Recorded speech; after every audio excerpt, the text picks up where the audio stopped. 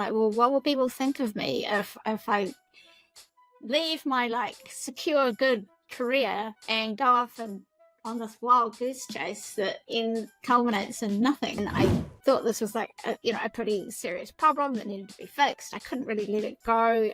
We moved back to New Zealand. We had a little baby at that time, and I just remember whenever my son was sleeping, and I'd be like jumping back on the computer and researching human rights data. It has been quite a journey. I kind of think of the starting point really as when I was 16 years old and I left New Zealand for the first time, and I went to Peru for a year on an AFS exchange, and I lived with a Peruvian family, and I was completely taken aback. I was 16 or 17 years old. I'd never, come across the concept of like forced labour. It was when I was at the OECD actually that I really started kind of developing my interest in human rights. I mean, I think of human rights as just, what helps keep people safe and allows them to flourish. I've always been motivated by, I want to kind of help make the world a better place, but my interest is at the systemic level rather than the grassroots level. People and the planet are increasingly important. I think everyone is aware that like the world can't just keep going the way it's going without something breaking. And so I realized that actually all the people that I care about like would be fully supportive, and they wouldn't see that a failure is in any way a negative reflection on me.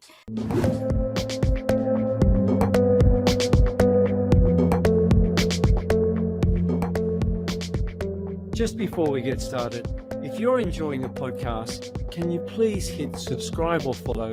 This helps me tremendously to grow my channel. Welcome to the show, Anne-Marie Brook. Hi Paul, great to be here. Yeah, it's really exciting to have you on. I love the work that you're doing. It's really, really important. And so, you're the founder and CEO of Rights Intelligence, and we'll get into that a little bit later. And also the co-founder and innovation lead of Human Rights Measurement Initiative, which came out of that. And also you've got an amazing background. You are a fellow of the Edmund Hillary Fellowship. You were the principal advisor to New Zealand Treasury, and you worked for the OECD for quite a few years as well, almost 6 years as a senior economist and manager of the Reserve Bank of New Zealand. And so you've got a pretty amazing background, particularly in economics and all that area that I know nothing about. I can't even understand my accountant when I talk to him. So, but you're doing some amazing work now. So I guess to get started, can you share a little bit about your journey leading up to the founding of HRMI, which is Human Rights Measurement Initiative, and later Rights Intelligence, particularly your transition from a senior economist at the OECD to a social entrepreneur? Yeah, thanks, Paul. It has been quite a journey. I kind of think of the starting point really as when I was 16 years old and I left New Zealand for the first time, and I went to Peru for a year on an AFS exchange, and I lived with a Peruvian family, went to the local high school, and that was pretty game-changing for me. Prior to that, I thought that I wanted to be a doctor. In fact, I was kind of interested in becoming a brain surgeon for some reason. Really? And then that year in Peru kind of like just had such a massive impact on me. I became so much more interested in the world and, why is it that people have better lives in some places than in others. So after I came back to New Zealand after that year, I went to university and I ended up studying. I didn't really know what I wanted to do, but I ended up studying economics and psychology. I did a double degree. And I've, you mentioned a bunch of the places I've worked. I've also worked in the private sector. And so I've worked public, private sector, international organizations. And I'm really interested in what happens in the spaces between disciplines. So I'm interested in the kind of, I feel like that's where the most innovation can happen. And, I've always been motivated by, I want to kind of help make the world a better place. but my interest is at the systemic level rather than the grassroots level. So rather than, like helping develop initiatives that are helping a particular group of people in a community, I'm interested in what's happening at the systemic level that can improve people's lives. And the OECD for me was an amazing job opportunity. And it was when I was at the OECD actually that I really started kind of developing my interest in human rights. I mean, I think of human rights as just, what helps keep people safe and allows them to flourish. And some of the countries, I was working on country desks at the OECD and writing, giving economic policy advice to governments basically. And some of the countries I was working on had some, human rights challenges. And I found myself, I've always kind of been a believer that kind of, if people are, safe and allowed to flourish, that's the foundation stone really of economies. Economies are made up of people. And so if people are being oppressed or unable to really manifest their potential, then that's going to have a downside impact on economic performance. But you can't mention human rights in an economic policy review if you work at the OECD, because it's just considered too politically sensitive. And one of the directors at the OECD, I was discussing this with him one day, and he said, well, look, if you've got human rights data, then you can plug that into a growth regression and say, look, if you're locking people up for criticizing the president, that's going to have this % impact on your economic growth performance. So bring it in that way. So then I started looking for human rights data, and I couldn't find any. And I thought this was a pretty serious problem that needed to be fixed. I couldn't really let it go. We moved back to New Zealand. We had a little baby at that time, and I just remember whenever my son was sleeping, and I'd be jumping back on the computer and researching human rights data, and I ended up connecting with a whole bunch of people around the world. It was via Skype in those days, and I ended up co-founding Hermi, which is what we call the Human Rights Measurement Initiative, with two American leaders in the human rights measurement space, Dr. Kay Chadclay and Dr. Susan Randolph. And they brought to our collaboration what I didn't have, which was that human rights knowledge and expertise. And we set up this nonprofit organization, and I can tell you how hard it was to kind of make that shift on a permanent basis for me at the time. And looking back, I'm so pleased I did. Yeah, we'll get into that later. I'm really interested in that story as well, because this is, the audience of this is startup founders. So yeah, we'll get into that a bit later. Yeah, great. And so that was about 8 years ago that we founded the Hermi, the nonprofit, and it's been a pretty amazing journey. I think what we've achieved is pretty amazing. I just last year founded Rights Intelligence, which is the for-profit sister entity to Hermi. And last year was a pretty full-on year for me, because I was trying to set up this new company while also still holding the executive director position at Hermi. So it felt like I was just really, really overworked. One of the big accomplishments of Hermi was developing a website where you can go and look up countries and look at how they're performing on human rights. It's called the Rights Tracker. It's a UN certified digital public good. It's pretty amazing, the data that Hermi's been producing. But, the big challenge right through those 8 years was funding. And, I think I secured $4 or $5 million in grants and donations, which, is quite a lot, but it's not that much per annum when you spread it over that amount of time. And I think it was about 3 years ago, as I set the goal, I was like, okay, what do we really need? We always felt resource constrained.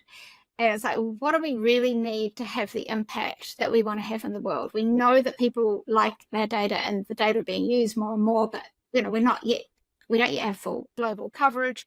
what is it that we need? We need to quadruple. I calculated we need to quadruple our revenue. So that was the goal that I set for myself, was to quadruple our philanthropic revenue.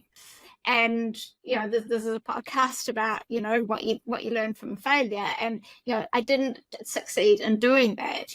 We were just really maintaining our revenue, so it was kind of had plateaued at a level that was enough to keep us alive, but not enough to allow us to really have impact. And it was really that kind of was one of the spurs for me to start thinking about, how can we commercialize our data? And that's really what led to setting up Rights Intelligence. Is, well, if we can, the traditional users of the Hermi data platform tend to be more in the traditional human rights ecosystem.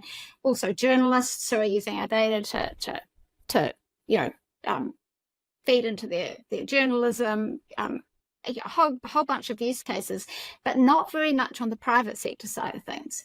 And then we got a grant a few years ago from the Ford Foundation specifically to look at how to make our data more useful for the private sector. And I would say that Rights Intelligence is the kind of culmination of a whole bunch of external engagement in the private sector. And for me, it was great because it felt as though it allowed me to bring in, one of the jobs I had in the very late 1990s was working for a funds management company here in New Zealand, AMP Asset Management, since been acquired by Macquarie Bank.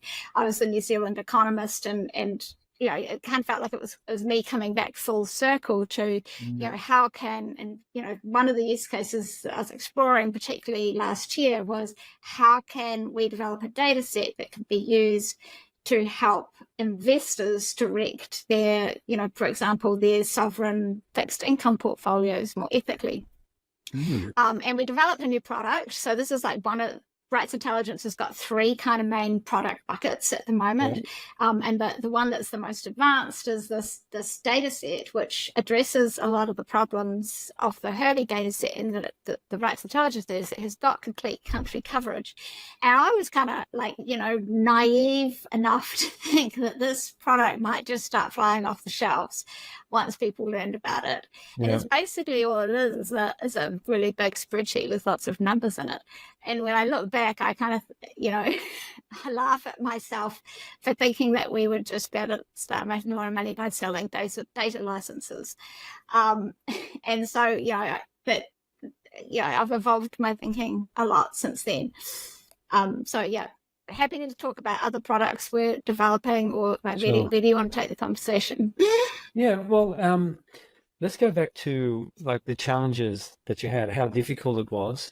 So when you first started off, and tell us about those challenges and transitioning from, full-time employment, I guess, to, starting up this startup. Like, what challenges did you face? And let's go into a bit of detail, and then how did you work through those, and what were the result of that? Yeah, so time at my paid job, and I was developing Hermi on the side on an unpaid basis, and that was what I was loving doing. And I remember once I was actually sitting right out the back of where I'm sitting right now on the deck with a very good friend, Tracy, and she was like, if you love doing this other thing and you're not really getting so much fulfillment out of your paid job, why don't you leave and go and do that full time? And I said, I don't know why not. I mean, and we were kind of working through what the barriers might be, and it's like, well, is there a financial barrier? And it's like, well, not really. Like, we've got enough financial security, and my partner's got a well-paid job. We could ride this through, and I've got a really supportive partner, and I knew that he would support me in doing that. And it came down to a fear of failure. And I remember Tracy saying to me, so if you're worried about failing, like, tell me more about that. Like, why are you worried about failing? And I'm like, well, what will people think of me if I leave my secure, good career and go off and on this wild goose chase that culminates in nothing? And she's like, well, who can you tell me who the people are who are going to think badly of you, and what are they going to think? And, I had to think really hard. And I was like, well, there's this one guy I can think of who I used to work with 10 years ago. He'd probably think badly of me. And she was like, do you care what that guy thinks? And I'm like, not at all. And I realized that actually all the people that I care about, like, would be fully supportive, and they wouldn't see, that a failure is, in any way a negative reflection on me. And once I had that realization, I realized it was all in my own head. Yeah, and probably if there were people who thought like that, they're probably better off not in your life. Yeah, I think I heard someone say once, if you don't care about someone's opinion, then don't listen to their advice.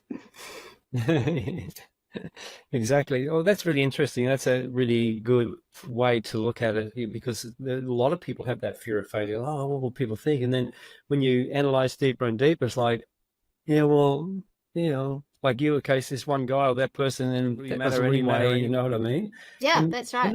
And life is just one failure after another. It's just how you pick yourself up, learn from it, and move forward. If you don't have any failures, you don't do anything, really. Like, Absolutely. people that never fail, they just don't do anything. I know, what a boring life. I mean, and I like a bit of adventure, and I've always been, I've quit jobs before to go traveling or to go and do something. So, it wasn't like it was the first time I had quit a job to go and do something unpaid. And, I guess, looking back on it, that was so the right decision to make. And I'm such a different person now. I've learned so much. That was probably, I've learned, and it's been exciting and fulfilling, and it continues to be like that.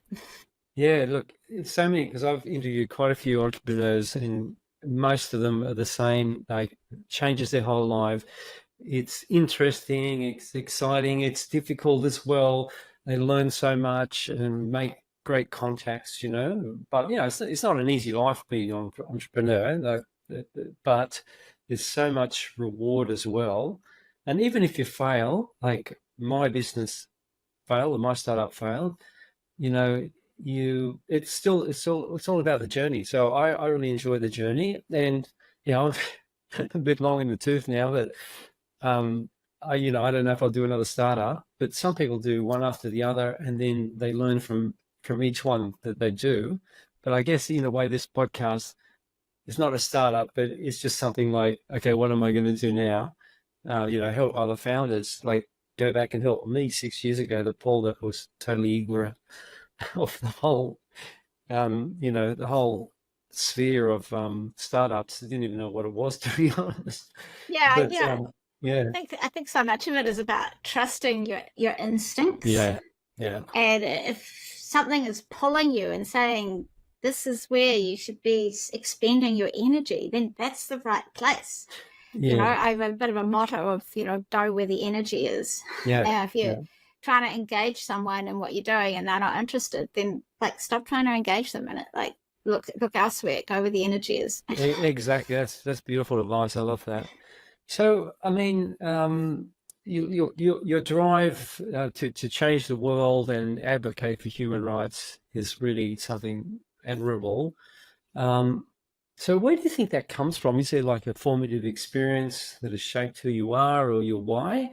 Can you go back in the past, or where does that drive come from? To be honest, I can't pinpoint a particular thing. I mean, maybe it comes from my mother. She's we're very different, but she really, really cares about people a lot.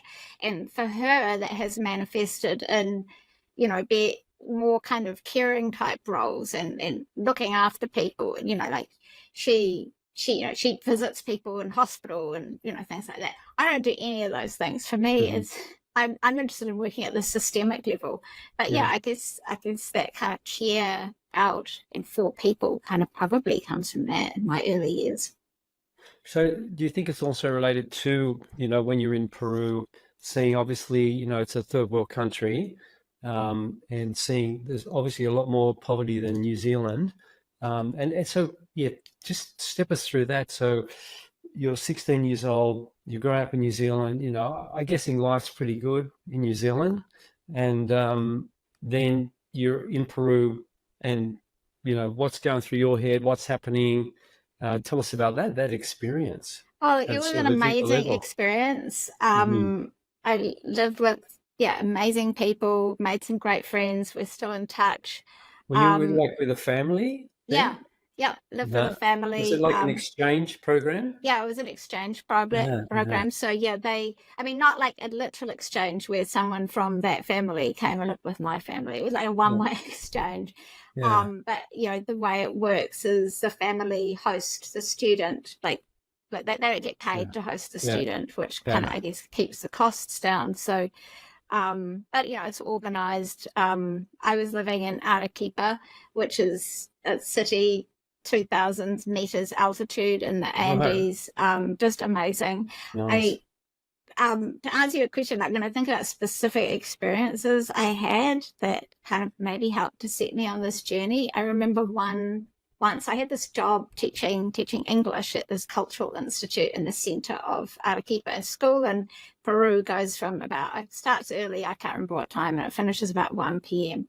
And then you Yeah. go home and you have lunch, which is the kind of main meal of the day. And then you Yeah. kind of got the afternoon free. And I had this job a couple of days a week teaching English at this institute. And anyway, I was in town and maybe I was waiting to meet a friend or something. I was sitting in the Plaza de Armas on a bench seat, and this little girl comes up to me, and she was very ragged, and she says, plata por pan, which means money for Really? bread. Oh, you and read it. and I just happened in my bag to have some bread. So I pulled bread out and like offered it to this little girl. And normally I didn't give money to beggars. I mean, I didn't really have very much money myself. And, that was just kind of what I did. I offered her the bread. And she, to my great surprise, she wasn't interested in the bread. And she kind of got grumpy with me and started demanding money. And I was, completely taken aback. I was 16 or 17 years old. I'd never, come across the concept of like forced labor or like, children who are like working for some, Yeah. and that's what I eventually figured out in my head. She must Yeah. like have some quota of money that she has to collect every day and give back to someone who's exploiting her. Yeah. And it's like, well, I don't think this happens in New Zealand. Why is it happening here? Like, what's going on? Like, what are the systems? And that was kind of what led me. I always really liked maths and kind of logic, and that got me kind of down the economics path of, how are systems constructed and what can I do to help kind of influence those systems. So yeah, that was really interesting, and it just got me interested in how different countries are. And I've done a lot of traveling and been to a lot of places, and I find that really fascinating. Yeah, it's a really interesting story. I remember I was 18 and I did my first trip overseas and to Argentina, and I landed in Chile in Santiago, and it was so different to anything I'd known. It was really impactful at the time, And I remember a little beggar boy outside the hotel. I was like, that's just horrible Yeah. to see that. So that sort of thing can impact you, and and influence the rest of your life, I guess. Yeah. Really. Yeah. Yeah, because like working in human rights can't be easy as well. Like you said, it's very political, and there's a lot of things happening around the world right now. It's probably worse and than ever. especially, our focus is country human rights data, because that's Yeah. where we found the data is, and country human rights data are by their nature extremely political. And it's, one of the challenges that Hermi, the nonprofit, has in getting funding is, some funders, and we know this for a fact, that some funders or potential funders have come under pressure from governments not to fund us because they don't actually want that, light of transparency. And when I say us, referring to Hermi, I'm still involved as a, trustee, so I'm on the board. It's really challenging, and it feels like data is a public good. It's something that usually is funded by governments and through taxation, but governments can't really fund this work. I mean, they can at arm's length, but we need to be operating independent from government. So I think that generating so that's really what led us to kind of start thinking about the commercialization path, which is led to the setting up of Rights Intelligence. We're still in the process of setting it up. We're setting up Rights Intelligence as a steward-owned company. I'm not sure if you're familiar with that concept. But the basic idea is, the concept of steward-owned companies comes out of Europe, really, where it kind of originated. It's basically a way of setting the company up so that its purpose can't be subverted to profit and to pure, to sacrifice the kind of more social good elements of the company. So basically, the way that we've done it, there's different ways that you can do this. The way that we're doing it, and we haven't lodged our constitution yet with the Companies Office, but we've finished drafting it. We've got 2 classes of shares. We've got a Class A share, which will be held by Hermi, which is voting rights, and then Class B shares, which are your economic rights. So the Class B shares will, benefit from the value of the company growing over time, and dividend payouts or returns from exiting particular product lines. And then Hermi has kind of ultimate control over, or veto rights over, a few specific things that are set out in the Constitution, issuance of new shares, fund a material change in the nature of the business, and they will have be able to appoint directors.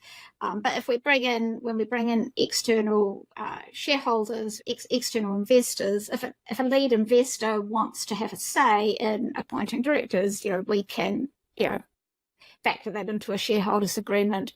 But Hermi would need to sign it off.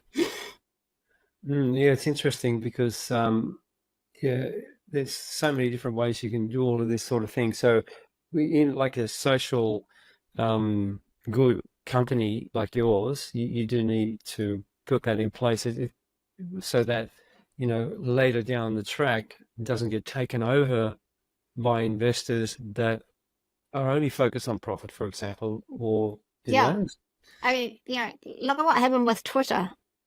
Well, I actually interviewed one of the 3 founders of Twitter, Ravel, his nickname, and that was really interesting. I don't think he's too impressed by what's happened to Twitter. I know Ravel. In fact, he used to live just around the corner from me until really? about a month ago. Yeah, he's in New Zealand now, isn't he? Yeah. No, he just moved. He moved from around the corner to the beach. Sounds good. But the thing I found fascinating was, Elon Musk made an offer to buy the company, and then he kind of changed his mind and tried to back out. But the board basically took him to court, forced him to go through with the purchase, and that was kind of motivated by the idea of shareholder primacy. We're trying to get the highest possible price for these shares, even though I would guess that most of the board would have thought that this might not be the best longer term strategy for the company. Really fascinating and interesting. Also, look at the example of OpenAI, and it started off as a non-profit and has just gradually transitioned to what now looks like much more of a traditional for-profit entity. I think they're going after some incredible amount of funding, billions of dollars at the moment. It's gone nuts. And it's funny because there's issues between Elon Musk and them as well. He was involved with that initially. They're all suing each other or whatever. It's just crazy. So so this, what you're saying, that stewarded company can help to, not to have those problems in the future, I guess. If you set it up right to start with, I think that can solve problems down the track. I believe that if you focus on making money, you'll make money. If you focus on making impact, you'll have impact. But I don't think that means that you can't do both. I totally believe that you can do both. That is our objective, is to make money and have impact. And to make money, a lot of that will end up benefiting Hermi through a licensing agreement, because Rights Intelligence has an exclusive license to commercialise Hermi's amazing, incredible data, which has been built up with very deep investment over many years now. So that intellectual property is very valuable. But But, when I think about, this kind of structure stuff of getting the setup right in the first place, I think of it as it's like, we want to just be able to go forth and make money. But this is all about putting the guardrails in place so that, you're going to be making money. We're going to be making money within the constraints of the purpose that we want to achieve. And if we start veering off, then these guardrails will keep us back. We don't want to develop products that help companies greenwash. We want to help develop products that help companies generally achieve the kind of progress that the people in these companies want to achieve themselves. So that, and I think doing it from a for-profit company is really makes a lot of sense, because, I don't know, if we think about capitalism, I have quite a complex relationship with capitalism, because I really buy the idea of the value of market forces. If we develop a product that nobody wants to pay money for, then that's sending us a signal that it's not going to be very impactful, because not enough people don't need it yet. So the discipline of developing a product, getting market validation, building it, and it is really, really powerful.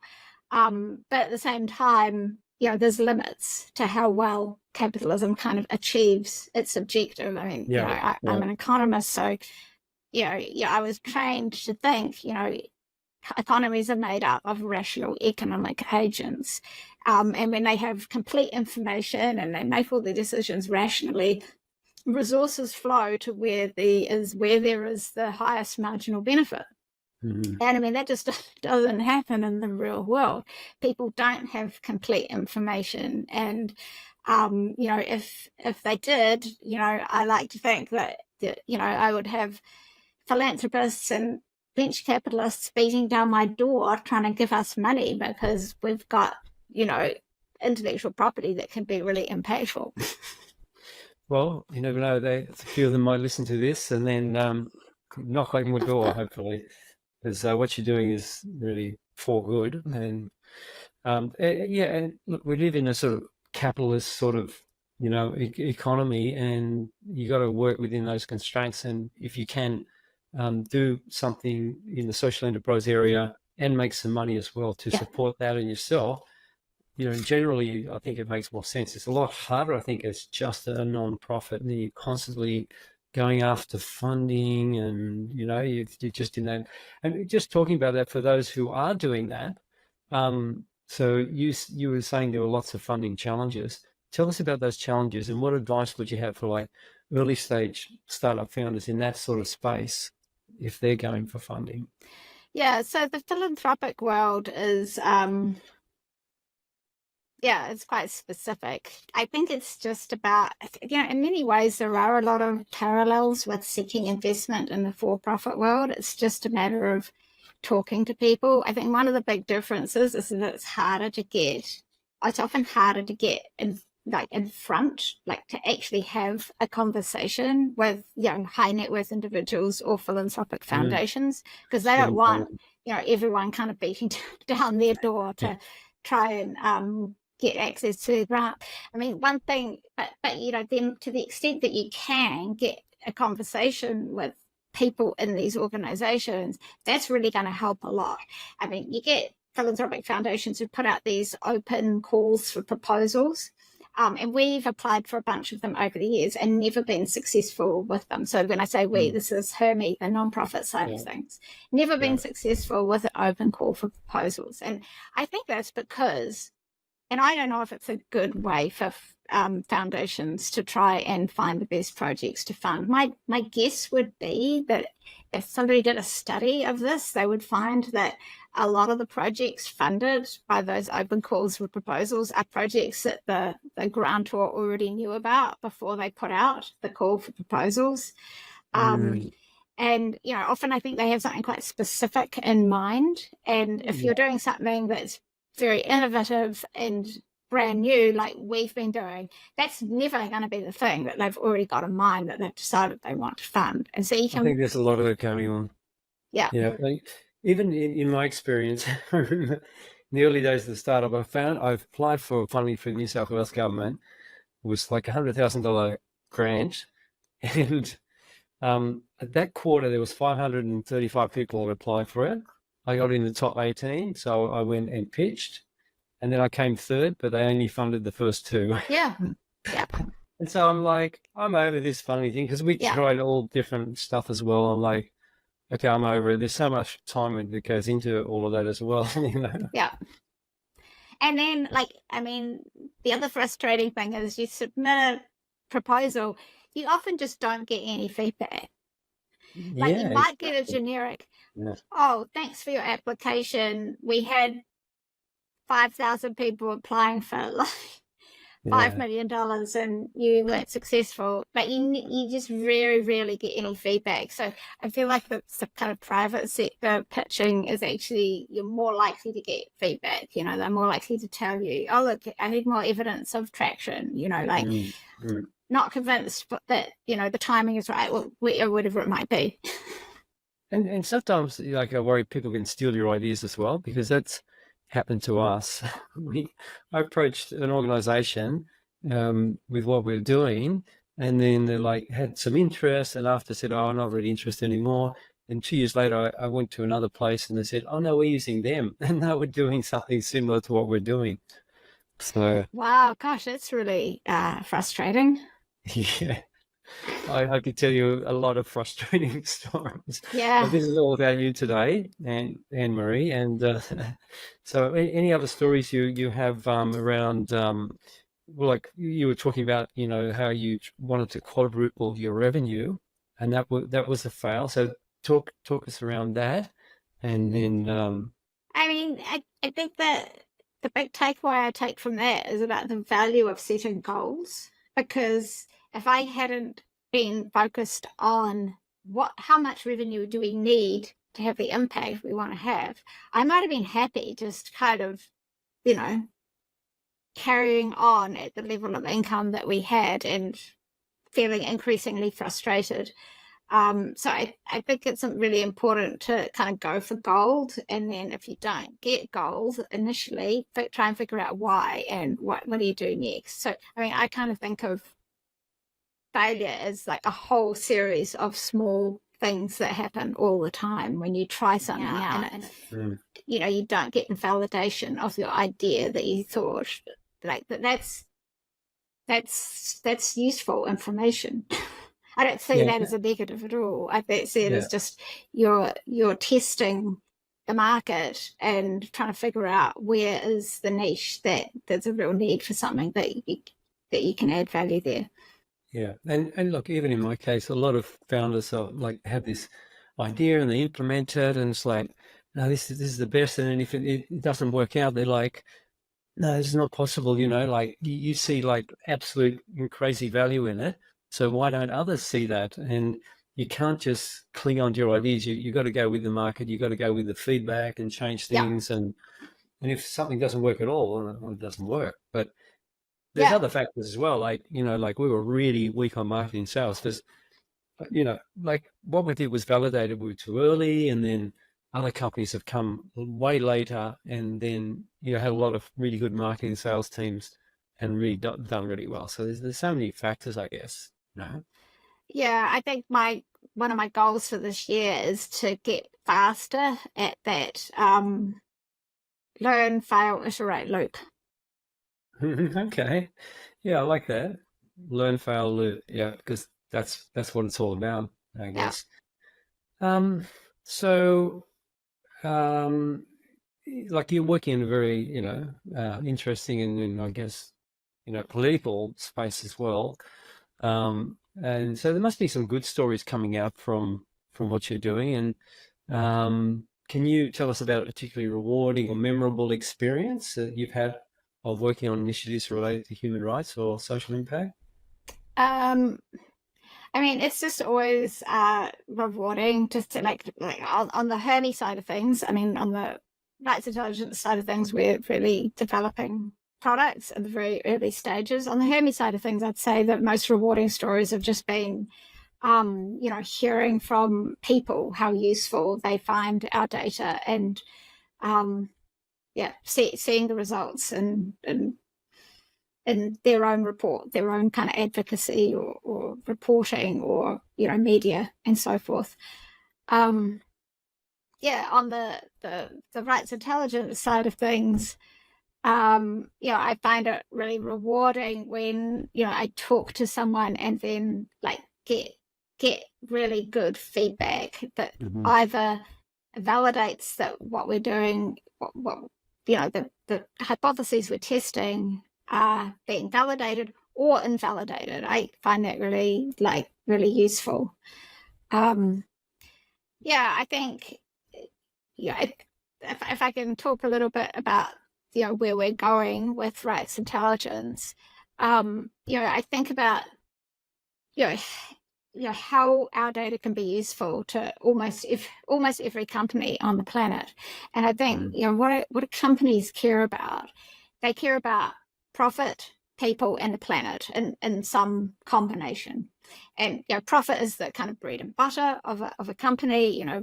What's the quality of their product? What does it cost to produce it? How do they get it to people? People and the planet are increasingly important. I think everyone is aware that the world can't just keep going the way it's going without something breaking. And so there's a massive movement to kind of bring more sustainability into business, and that's amazing. And on the planet side of things, if we're talking about environmental sustainability, environmental impact, I mean, there's a really strong ecosystem that has been built up to provide tools for companies to help them measure and standardize their environmental impact.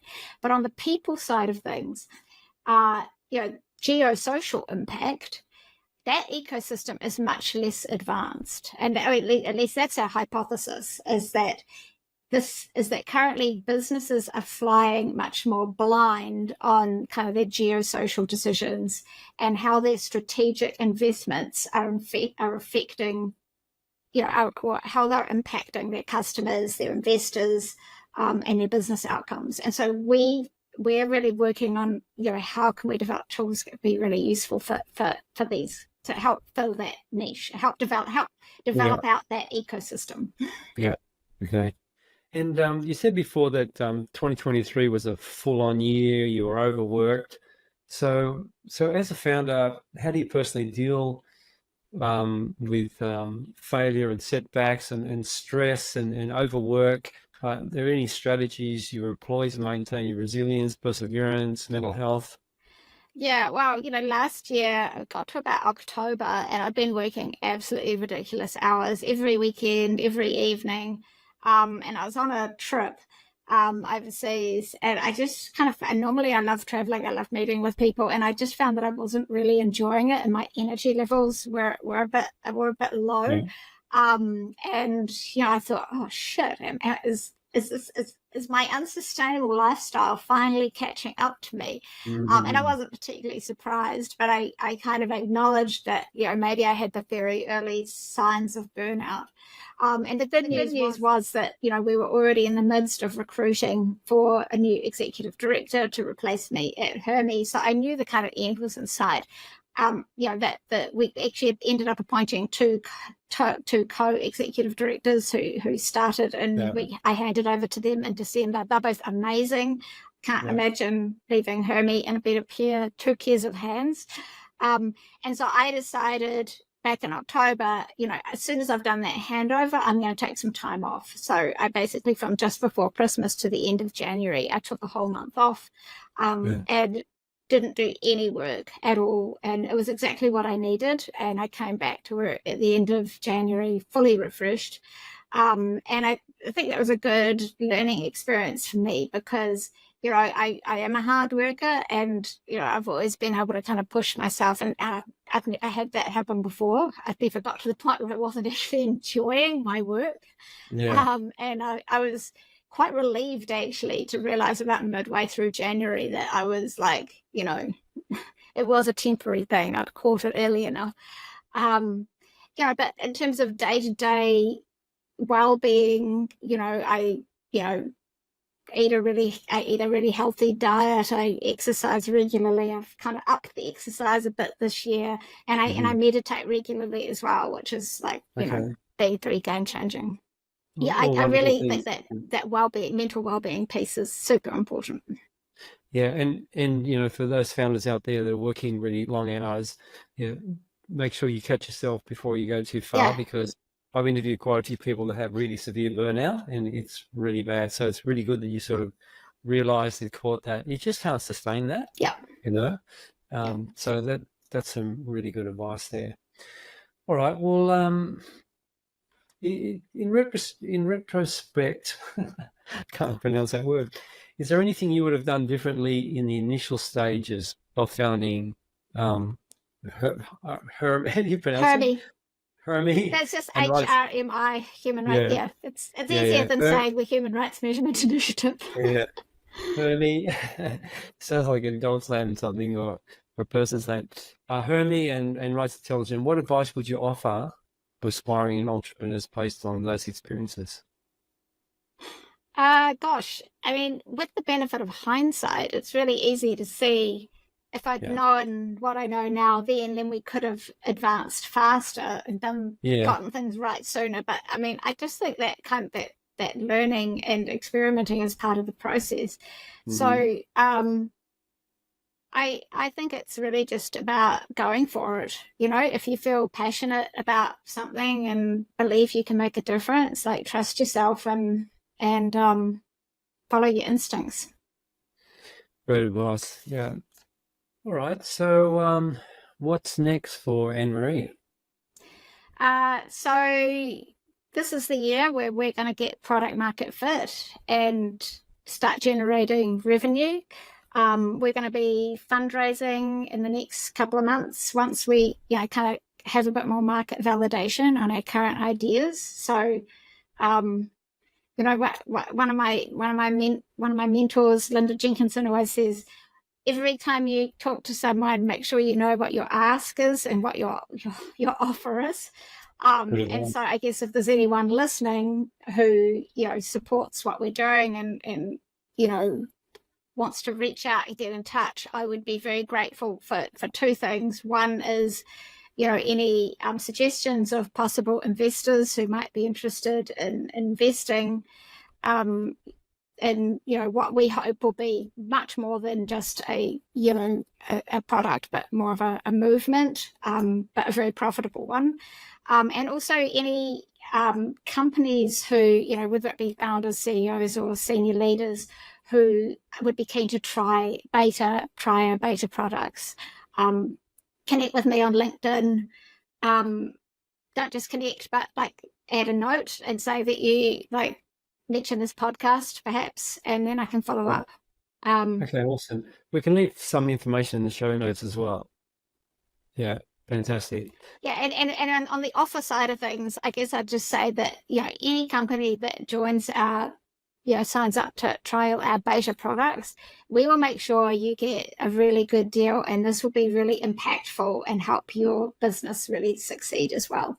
I really admire what you're doing. It's really important, human rights, obviously, and I wish you all the best in your endeavors, and really appreciate you taking the time to come on the show. And thanks for being on today. Thanks so much for having me. It's been a pleasure.